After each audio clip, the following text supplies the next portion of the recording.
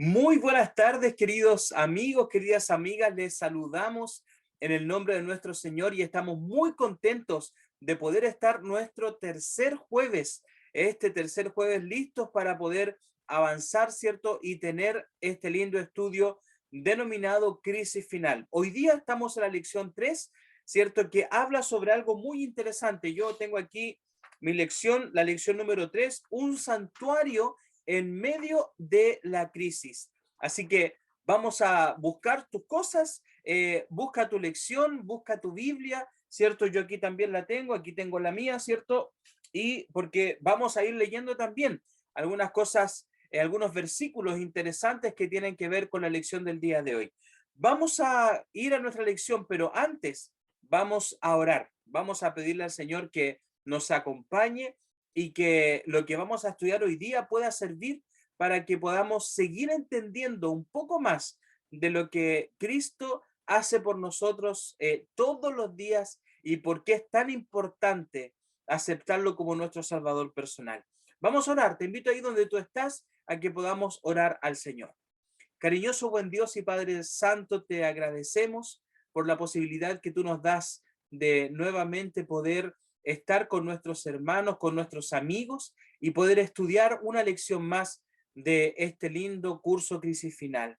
Queremos pedir que tú abras nuestra mente, nuestro corazón, para que todo lo que podamos estudiar hoy pueda ser grabado en nuestros corazones, podamos entenderlo y por sobre todo podamos entender ese maravilloso trabajo que tiene Cristo en favor de cada uno de nosotros. Acompáñanos, Señor, y cuídanos, lo rogamos por Jesús. Amén. Muy bien, como los días anteriores, vamos a acompañarnos con un PowerPoint para que pueda ir quedando más grabada, ¿cierto?, en nuestras mentes, con las figuras y con las palabras, con los escritos que vamos a ir leyendo. Te invito a que podamos ir entonces a nuestro PowerPoint. Muy bien, queridos amigos, ya estamos, ¿cierto?, con nuestro PowerPoint y estamos listos para comenzar, ¿cierto?, la lección del día de hoy. Un santuario en medio de la crisis. Así que ya tienes tu lápiz, tienes tu Biblia, tienes tu lección. Si no tienes la lección por algún motivo, no te ha llegado, recuerda pedírsela a quien te invitó, pero también si no la tienes, puedes ir anotando las preguntas y anotando, ¿cierto?, las respuestas en un cuadernito que puedas destinar específicamente para esto. Bien, entonces vamos a avanzar en nuestra tercera lección. Hoy día vamos a hablar de un concepto bastante interesante que tiene que ver con el santuario. Ya este santuario que quizás en algún momento tú has escuchado en el Antiguo Testamento, pero que sigue muy vigente en el Nuevo Testamento. Dice aquí, la idea de un santuario en el cielo es para muchos un concepto completamente nuevo. A pesar de tener suficiente evidencia en la Biblia, muchos se niegan a aceptar su existencia, desconociendo lo que allí Jesús está realizando a favor de nosotros los pecadores. Para muchos el plan de salvación terminó en la cruz con la muerte de Cristo. La verdad es que allí comenzó. En el tema de hoy no solo comprobaremos bíblicamente la existencia de un santuario en el cielo, sino también el ministerio sacerdotal de Cristo en nuestro favor. Mira, hoy día vamos, como dice aquí, ¿cierto? Vamos a ver qué es lo que hace Jesús en este santuario celestial. Una imagen de lo, o sea, en algún momento, ¿cierto? Moisés recibió la orden de hacer un santuario en la tierra. En ese tiempo, cuando el pueblo de Israel salió, ¿cierto?, de Egipto, Dios quería estar en medio de ellos, pero también, aparte de estar en medio de ellos, Él quería enseñarles una lección importante sobre el plan de salvación del ser humano. Bien, entonces, vamos a ir a la pregunta número 1. ¿Qué dice la pregunta número 1? ¿Qué pidió Dios a los israelitas en el desierto? ¿Qué fue lo que pidió? Mira, vamos a ir a Éxodo capítulo 25. Éxodo, el segundo libro de la Biblia. Y vamos a buscar Éxodo capítulo 25. Éxodo capítulo 25 y el versículo 8. Y mira lo que le pide Dios, ¿cierto?, a Moisés y al pueblo que hicieran en el desierto. Dice el versículo 8, y harán un santuario para mí, y habitaré en medio de ellos. Mira, ¿qué es lo que le pide Dios a los israelitas? ¿Qué es lo que quería que ellos hicieran? Que hicieran un santuario, que hicieran un lugar donde pudiera, ¿cierto?, estar la presencia de Dios en medio de todo ese pueblo que estaba, ¿cierto?, en el desierto. Mira, el plan de salvación fue trazado desde antes de la fundación del mundo. Para que la humanidad pueda entender cómo se llevaría a cabo este plan, Dios le ordenó a Moisés construir un santuario. Cada compartimiento, cada mueble, cada ceremonia que allí se realizaría tendría su significado en el plan de la redención y su cumplimiento en Cristo. El santuario estaba dividido en dos compartimientos, el lugar santo y el lugar santísimo. Cada lugar tenía los siguientes muebles. En el lugar santo se encontraba la mesa de los panes de la proposición, el candelabro y el altar del incienso. En el lugar santísimo solamente se encontraba el arca del pacto. A la entrada del santuario, o sea, en el patio, ¿cierto? Estaba el estaba, ¿cierto?, el altar del sacrificio y el lavacro. Mira, para que quede un poquito más claro, esto es más o menos todo lo que sale en los capítulos 25, 26 del libro de Éxodo, está como resumido aquí en esta imagen que tú estás viendo en este momento. Eso que tú ves ahí era lo que el pueblo de Israel tenía y construyó en el, ¿cierto?, en el desierto. Ahora, cuando tú lees todo lo que tiene que ver con la construcción del santuario, todo era movible porque el pueblo iba avanzando y donde se colocaba el pueblo, donde se quedaba en el desierto, construían, ¿cierto?, el santuario. Todo esto que tú ves ahí se iba moviendo, no era algo que estaba fijo, ¿ya? Y tú ves ahí, por ejemplo, en el altar, en el patio, ¿cierto? Ahí está el altar de bronce en la primera parte. Después, ¿cierto? Viene la fuente o el lavacro. Después, mira, esta parte que tú ves ahí, que es como una casita, tenía dos partes. Tenía la parte del lugar santo, que era la primera parte donde entraba, ¿cierto?, los sacerdotes todos los días, pero después había otra parte que está un poco más adentro que se llama el lugar santísimo. Y este lugar santísimo, ¿cierto?, era el lugar donde estaba el arca del pacto y donde una vez al año se manifestaba la presencia de Dios y se hacía perdón por todos los pecados del pueblo. Una vez, ese día tenía el nombre de Yom Kippur. Yom, día en hebreo, Kippur, juicio, ¿ya? Y ese día, el Yom Kippur, era un día especial para el pueblo. Pero vamos a ir estudiando más adelante. Yo quiero mostrarte esta imagen para que tú te hagas una idea de cómo era, ¿cierto?, el santuario que el pueblo de Israel tuvo que construir. Este santuario Dios se lo mostró a Moisés y le dijo, mira, tú vas a hacer tal y tal y tal, de tales formas vas a construir este santuario. Ahí, mira, en esta imagen tú estás viendo lo que era, ¿cierto?, el tabernáculo. Te fijas que en la primera parte está en la mesa con los panes de la proposición, el santuario, ¿cierto? Y aquí tenemos, ¿cierto?, en la mesa del incienso. Y después, donde dice ahí lugar santísimo, estaba el arca del pacto. ¿Bien? Ahí está, entonces. ¿Quiénes ministraban en el santuario?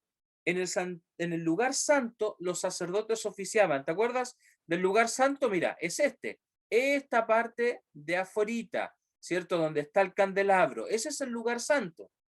Los sacerdotes oficiaban todos los días del año, en forma continua.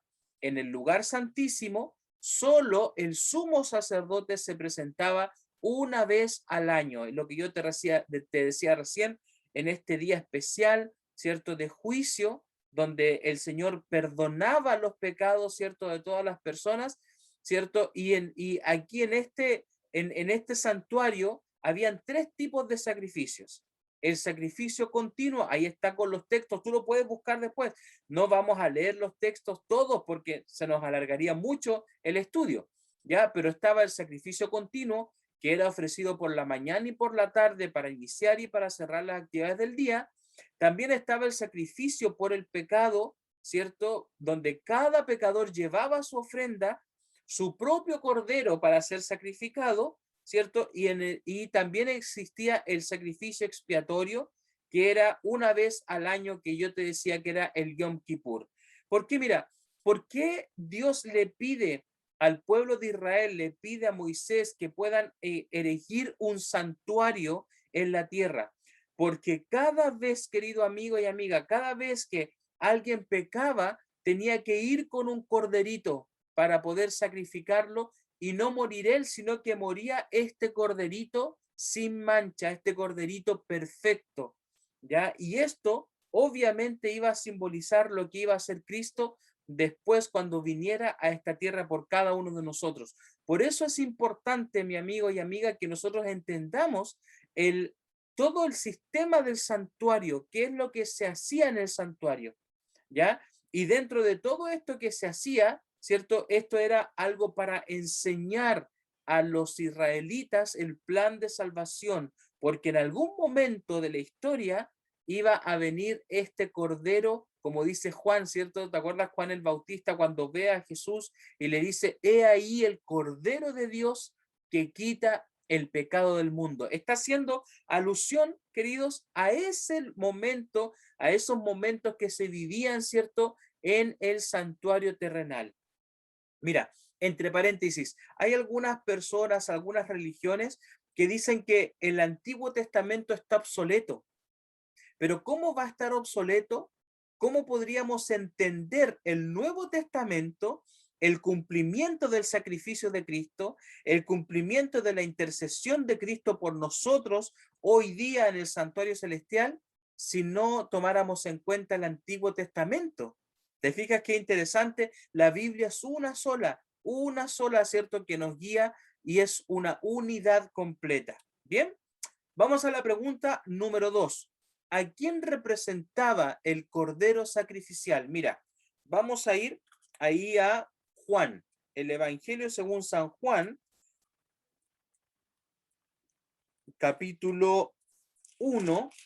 Vamos a buscar.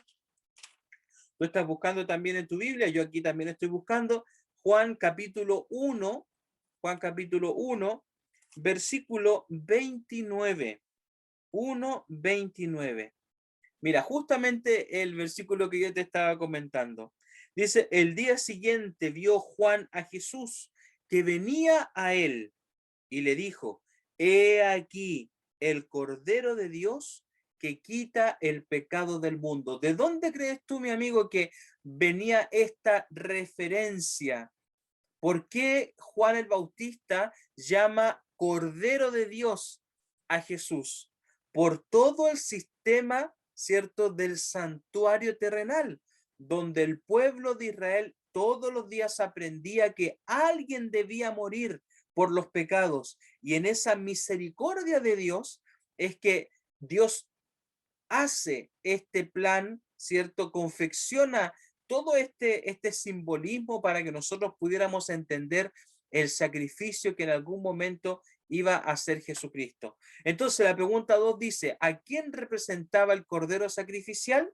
Representaba a Jesús, ese corderito que todos los días en la mañana y en la tarde, y el corderito que moría una vez al año en el Yom Kippur, en el día de la expiación, representaba a Cristo, porque Él iba a venir a morir por cada uno de nosotros. Por eso es importante que entendamos lo que pasaba en el santuario terrenal. Pregunta número 3. ¿Cómo era considerado el santuario terrenal? Mira, vamos a ir al libro de Hebreos. Esto está casi terminando la Biblia, un poquito antes de Apocalipsis, ¿ya? Hebreos, vamos a ir a Hebreos capítulo 9. Hebreos capítulo 9. Y sabes que el tema principal del libro de Hebreos tiene que ver con que Pablo de alguna forma explica a los hebreos, por eso la carta se llama a los hebreos, trata de explicar eh, el cumplimiento de Cristo, ¿cierto? Del santuario que ellos tenían. Pablo trata de hacer la conexión para que ellos entendieran que Jesús había venido a cumplir ese plan de redención, eso que por siglos y siglos ellos habían aprendido en el desierto, es lo que ahora Cristo venía a hacer. Ya, mira, vamos a leer harto el libro de Hebreo y tú te vas a dar cuenta que explica bastante bien esto. Pregunta número 3. ¿Cómo era considerado el santuario terrenal? Hebreos 9:24 dice de la siguiente forma: porque no entró Cristo en el santuario hecho de mano, o sea, en el santuario de Moisés, del antiguo Israel, ¿ya? Figura del verdadero, o sea, imagen del verdadero. Este santuario que estaba ahí en la tierra era igual que el santuario que hay en el cielo. Eso está diciendo Pablo. Dice, figura del verdadero, sino en el cielo mismo para presentarse ahora por nosotros ante Dios. Voy a leerlo de nuevo. Porque no entró Cristo en el santuario hecho de mano, figura del verdadero, sino en el santuario mismo, en el cielo mismo, para presentarse ahora por nosotros ante Dios. En el santuario terrenal, ¿quién era presentado en vez del pecador? El corderito.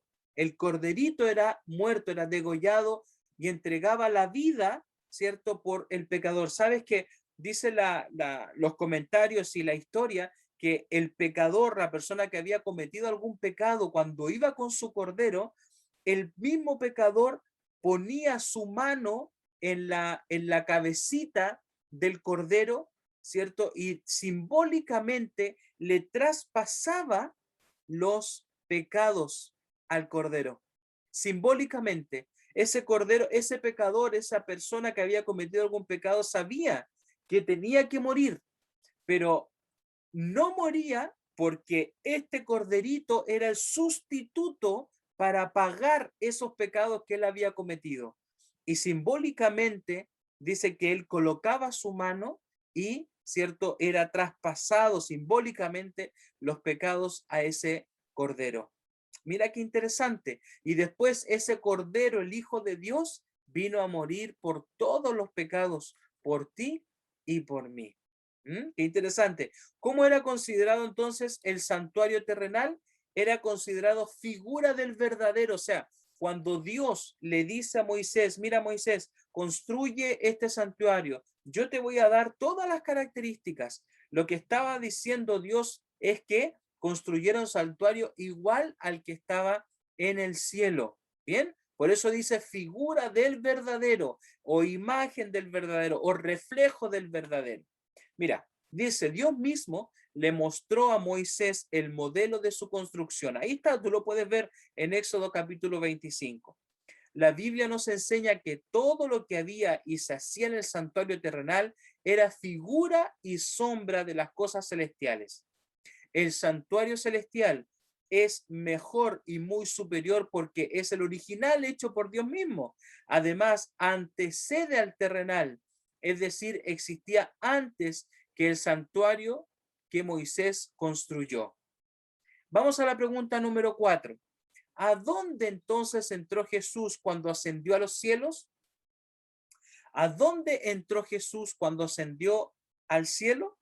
Vamos a ir a Hebreos capítulo 4, versículo 14. Vamos a ir aquí a Hebreos capítulo 4, versículo 14.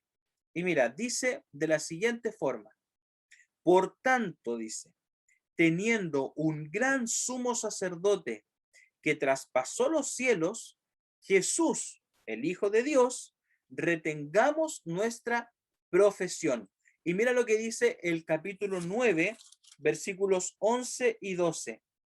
Pero estando ya presente Cristo, sumo sacerdote de los bienes venideros, ¿cierto? Aquí, por el más amplio y más perfecto tabernáculo, no hecho de manos, es decir, no de esta creación, y no por sangre de machos cabríos, ni de becerros, sino, mira lo que dice aquí, sino por su propia sangre, entró una vez para siempre en el lugar santísimo, habiendo obtenido eterna redención. Mira, yo te voy a explicar aquí un poquito y vamos a retroceder. Vamos a retroceder y vamos a ir a esta parte, a esta parte. Mira, primero la que está acá. En la parte donde tú ves ahí esa vaquita, ¿qué pasaba? En esa parte, en el lugar del patio, ¿cierto?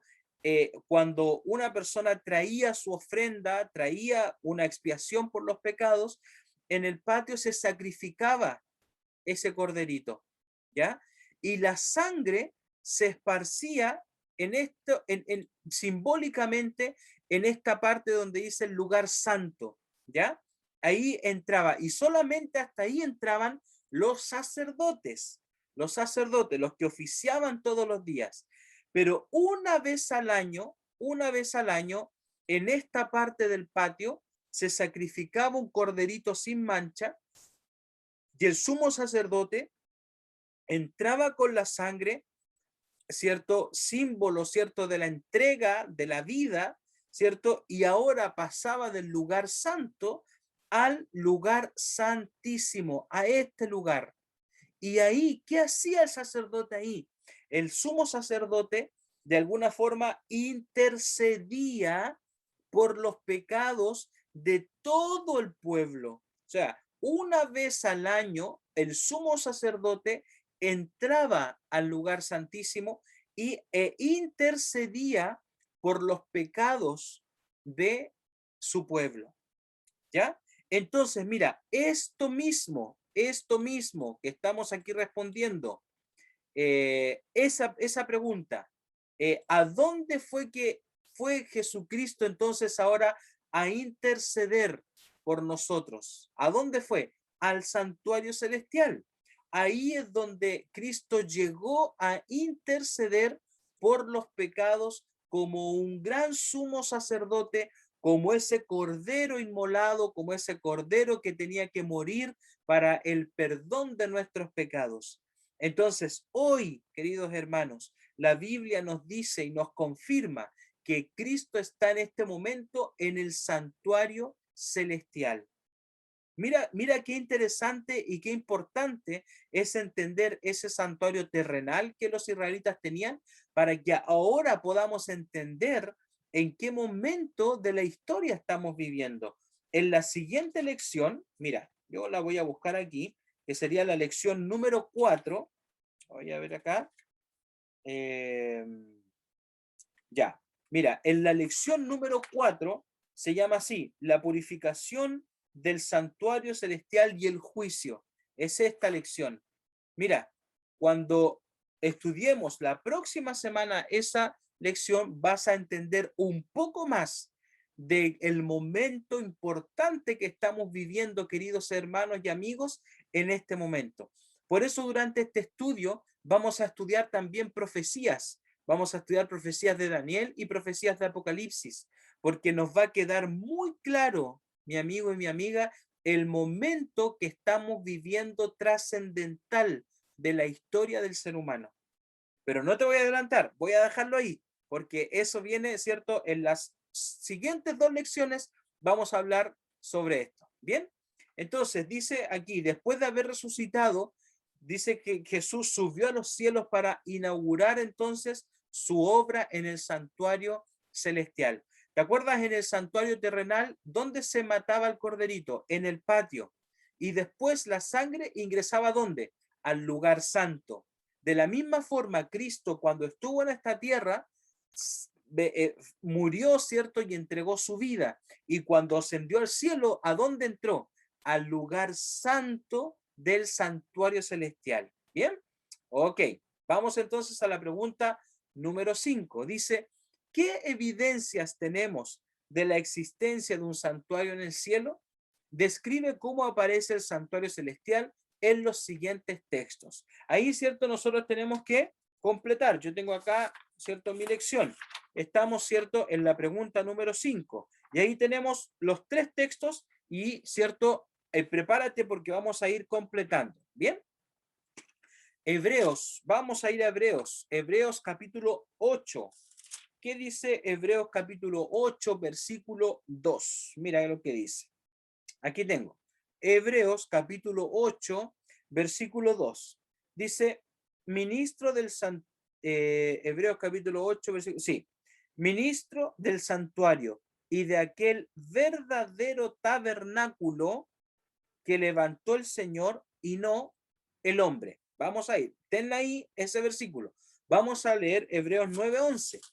9:11 dice, pero estando ya presente Cristo, sumo sacerdote de los bienes venideros, por el más amplio y más perfecto tabernáculo, no hecho de manos, es decir, no de esta creación. Y mira lo que dice Apocalipsis, el último libro de la Biblia. Apocalipsis capítulo 11, mira, Apocalipsis capítulo 11, versículo 19. Dice, y el templo de Dios fue abierto en el cielo. Mira lo que está viendo Juan cuando escribe el Apocalipsis, las revelaciones de Apocalipsis. Y el templo de Dios fue abierto en el cielo, y el arca de su pacto se veía en el templo. Y hubo relámpagos, voces, truenos, un terremoto y grande granizo. Mira lo que vio Juan cuando mira, ¿cierto?, las últimas escenas de la historia de esta tierra. Y vamos a completar, vamos a completar. ¿Cuáles eran las evidencias? Es verdadero, como decía, ¿cierto?, ahí Hebreos. Después decía que era perfecto, un tabernáculo perfecto, no hecho con mano humana, sino que hecho por Dios. ¿Y dónde estaba este santuario? Apocalipsis dice que este santuario aparece cuando el cielo se abre. Y Juan pudo ver que ahí estaba el santuario celestial donde Cristo estaba ministrando por cada uno de nosotros. Mira lo que dice aquí.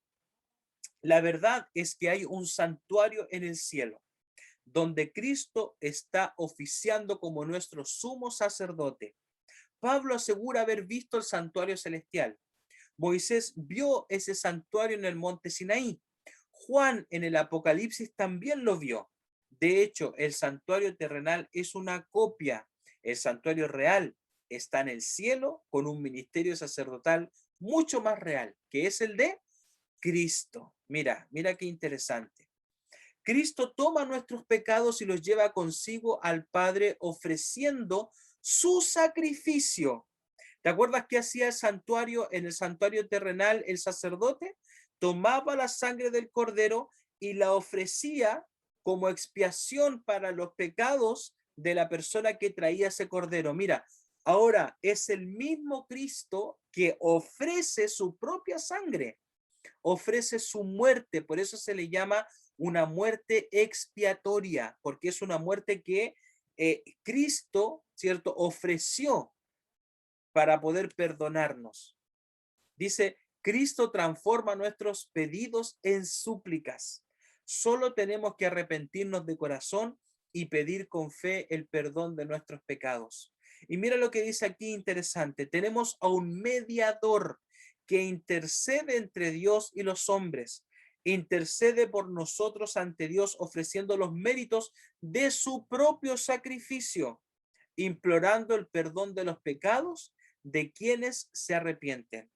Cristo es el único mediador porque es sin mancha y sin pecado. Mira, aquí hay dos cosas interesantes.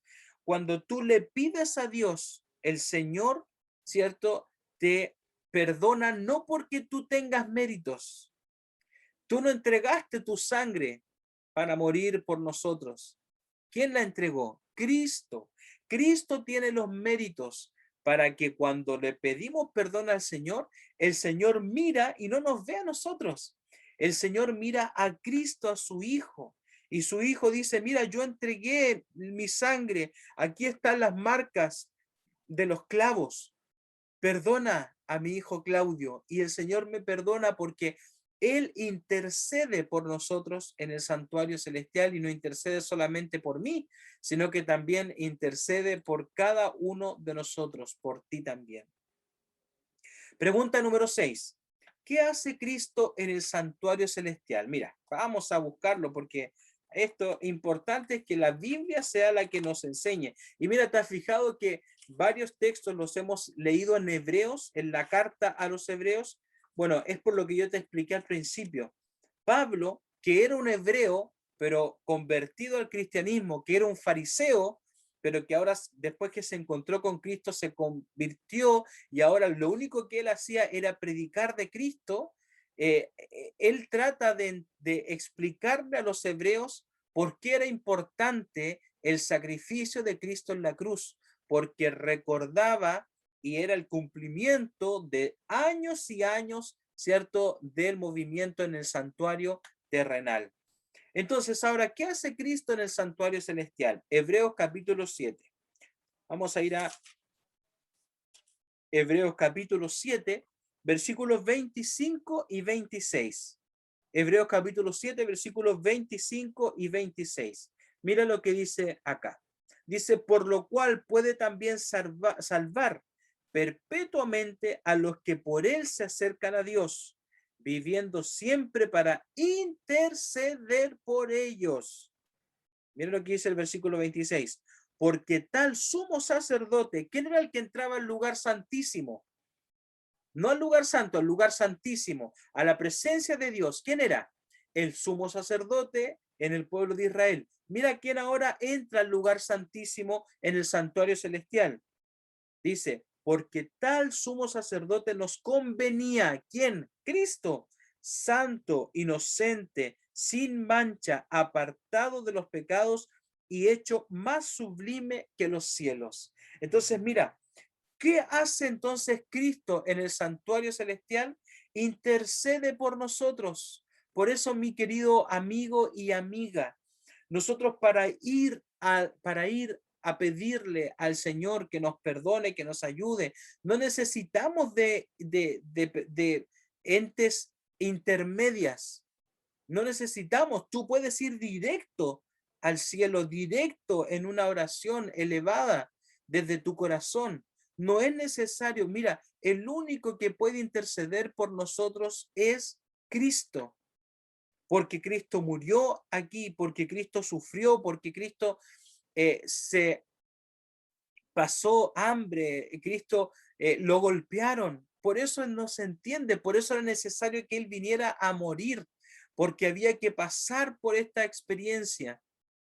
Y ahora, en base a esa sangre preciosa, es que ahora nosotros somos salvos, porque Él intercede por nosotros y es el único que tiene los méritos para interceder por nosotros, nadie más.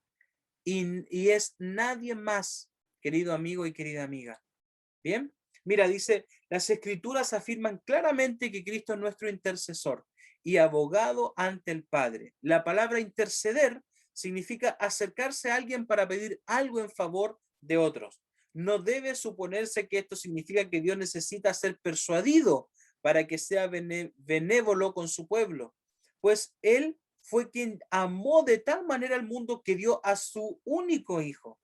La naturaleza de esta divina intercesión quizás podría ilustrarse en la oración de intercesión de Cristo por sus discípulos. Mira, en la misma figura, ¿cierto?, de un abogado, el que intercede por ti, el que te defiende, el que busca todo lo que tenga a mano para poder ayudarte. Cristo es tu abogado, Cristo es tu intercesor delante del Padre. No hay otro intercesor, querido amigo y querida amiga. Si tú crees que una persona puede interceder por ti, si alguien que murió puede interceder por ti, eso no es bíblico, no está dentro de lo que nosotros creemos bíblicamente. Por eso el único intercesor para interceder por nosotros es Jesucristo. Pregunta 7. Además de Cristo, ¿puede alguien más interceder por nosotros ante el Padre? Mira, lo que recién estábamos conversando. Vamos a buscarlo en la Biblia. Primera de Timoteo. Vamos a ir a Primera de Timoteo. Vamos a buscarlo. Primera de Timoteo, capítulo 2. Primera de Timoteo, capítulo 2, versículo 5. Mira lo que dice aquí, Primera de Timoteo 2:5. Dice, porque hay un solo Dios y un mediador entre Dios y los hombres, Jesucristo hombre. Por favor, subraya este versículo, mi amigo, mi amiga. No hay otro intercesor. El pastor no puede interceder por ti. El sacerdote no puede interceder por ti. Los santos no pueden interceder por ti. Nada de lo terrenal puede interceder por ti, porque dice la Biblia que hay un solo intercesor entre Dios y los hombres, Jesucristo. Y esa es la labor que Cristo está llevando adelante, mi amigo y mi amiga. Por eso damos gloria a Dios por eso, porque este ser maravilloso que se hizo carne, vino a sufrir por nosotros, no pecó, se sacrificó por nosotros y ahora intercede ante el Padre por ti y por mí. Y mira lo que dice Juan capítulo 14. Busquemos aquí, vamos, busquemos. Mira, si no vas al ritmo mío, no importa. Yo no puedo demorarme mucho, porque si no sería cada capítulo, cada lección duraría 2, 3 horas. Pero ayuda, no importa, trata de igual ir buscando en tu Biblia. Juan capítulo 14, versículo 6. Mira, dijo así: yo soy el camino y la verdad y la vida. Nadie viene al Padre si no es por mí. Mira qué interesante. ¿Ya? Nadie viene al Padre si no es por medio del Señor Jesucristo. Entonces, la pregunta era, además de Cristo, ¿puede alguien más interceder por nosotros ante el Padre? ¿Puede alguien más? No, porque la Biblia dice claro que el único intercesor que tenemos ante el Padre, ante el Señor, es Cristo. Por eso vino a esta tierra a cumplir ese plan de salvación, o si no el sacrificio de Cristo, mis amigos, sería innecesario. ¿Para qué iba a venir? Si podemos contar con cualquier persona que interceda. No, Cristo tenía que venir, el Hijo de Dios tenía que venir. Mira, Cristo es el único intercesor por las siguientes razones. Él, siendo Dios, se hizo humano y como tal nos entiende. Mira, eso es valiosísimo. Él sabe cuando tú tienes dolor, sabe cuando te falta alimento, sabe cuando la gente te trata mal, porque Él lo pasó. Tú puedes leer los evangelios y te vas a dar cuenta que Cristo sufrió todo lo que nosotros hoy día sufrimos. Él nunca, sí dice, cayó en pecado, a pesar de que fue tentado como cualquiera de nosotros. Claro, si hubiese caído en pecado, habría sido igual que nosotros, pero él tenía una relación tan estrecha con el Padre que no cayó en pecado. Él es Dios al mismo tiempo que es humano. Y 4, Cristo murió por nosotros. No existe, dice, nadie en el universo con estas características. Es una blasfemia, queridos amigos, contra Cristo pretender colocar a otro o a otra o a alguien o alguna cosa en lugar que le corresponde solo a Cristo como mediador. Ojo ahí, ojo ahí. Pregunta número 8. ¿Qué sucede cuando caemos en pecado? ¿Qué es lo que sucede cuando caemos en pecado? Mira, vamos a ir a Primera de Juan.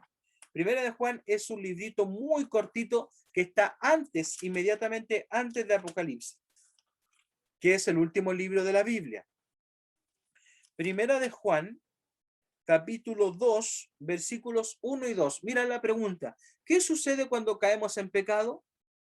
Porque todos pecamos. Tú y yo pecamos, ¿cierto? Todo el día. Mira lo que dice aquí.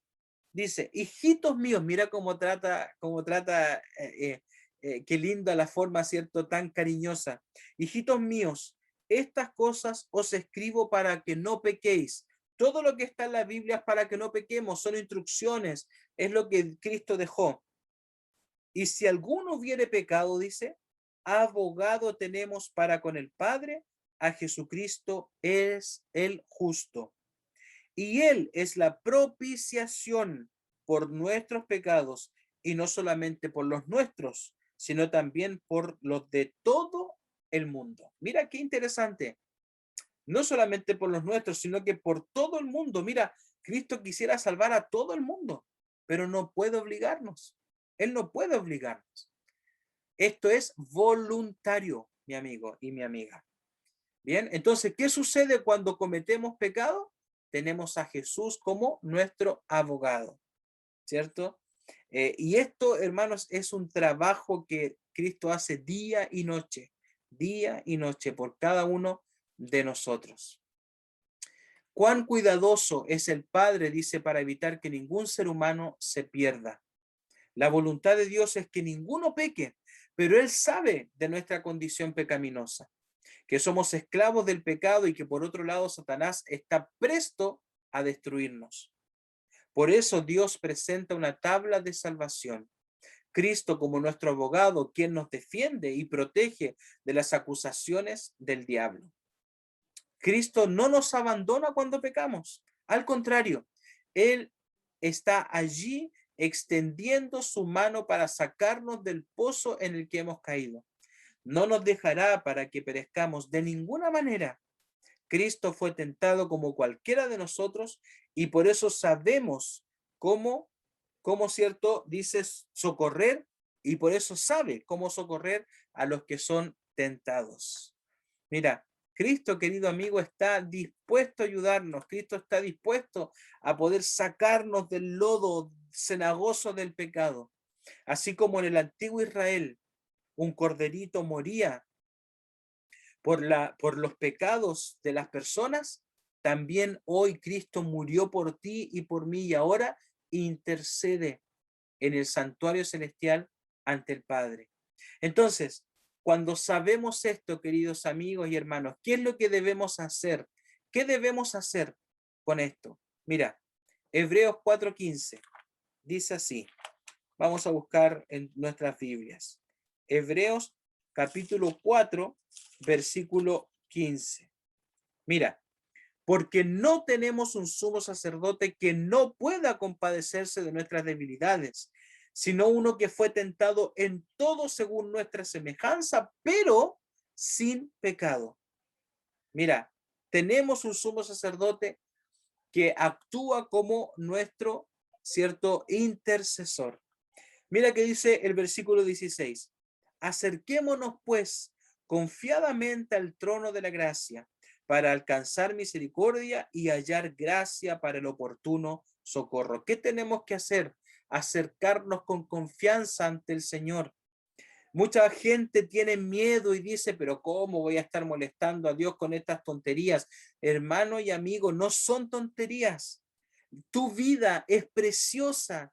Costó la sangre, cada gota de sangre de Cristo costó tu vida y la mía. Por eso Cristo, como un padre amante, está siempre dispuesto a acogernos, siempre está dispuesto a que nos acerquemos ante Él. ¿Y qué es lo otro que dice? Hebreos 10:22. Mira, Hebreos 10:22 dice de la siguiente forma. Acerquémonos con corazón sincero, en plena certidumbre de fe, purificados los corazones de mala conciencia y lavados los cuerpos con agua pura. O sea, acercarnos con un corazón sincero ante el Señor. Sabes, querido amigo y hermanos y hermanas, amigas que nos están acompañando, Cristo intercede hoy por ti y por mí. Nada de lo que nosotros hagamos va a cambiar eso. Pero sabes, aquí hay algo interesante. El Señor espera que nosotros podamos acercarnos al trono de la gracia para que Él pueda interceder por cada uno de nosotros. ¿Qué tengo que hacer entonces? ¿Cuál es mi resolución? Y está ahí. Reconozco que existe un santuario en el cielo y acepto a Jesús como mi sumo sacerdote y abogado ante el Padre, que me comprende y se compadece de mí. Hoy decido abrirle mi corazón y aceptarlo como mi único Salvador e intercesor personal. Querido hermano, querido amigo, mira, de alguna forma el Señor siempre está dispuesto a buscarnos, siempre nos busca. Y ese santuario que había en el antiguo Israel era la enseñanza de lo que Jesús iba a hacer cuando viniera a esta tierra. y también era la enseñanza de lo que Cristo iba a hacer cuando subiera, ¿cierto?, al cielo y comenzara a interceder por cada uno de nosotros. ¿Quieres tú dejar que Cristo interceda por ti? Yo te invito a que podamos orar en esta hora. Cariñoso buen Dios y Padre eterno, en esta hora, Señor, estamos agradecidos porque así como ese cordero inmolado que moría en ese santuario para perdón de tus hijos en el pueblo de Israel, así también Cristo vino a esta tierra para morir por nosotros. Querido Dios, acompáñanos, cuídanos, ayúdanos a poder tener a tu Hijo como nuestro intercesor, a que no nos dé miedo, a que no nos dé pena ir ante Él cuando tenemos algún problema o alguna dificultad. Ayúdanos, Padre Santo, a poder recibir a Cristo en nuestros corazones y acercarnos de forma sincera a Él para que Él pueda perdonar nuestros pecados. Querido Dios, rogamos todas estas cosas y lo pedimos en el nombre de Jesús. Amén, Señor. Amén.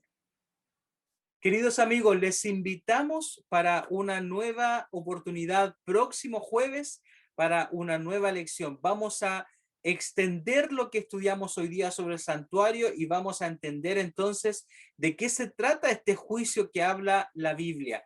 Muchos tienen miedo, otros quieren entender, pero el próximo jueves vamos a entender de qué se trata este juicio y cómo nosotros participamos en él. Que el Señor te bendiga. Nos vemos el próximo jueves y no te olvides de invitar a tus amigos y a tus amigas. Suscríbete también a los canales de nuestra iglesia para que siempre estés recibiendo nuestras novedades. Que el Señor te bendiga, que el Señor te acompañe. Nos vemos. Que tengas un lindo fin de semana.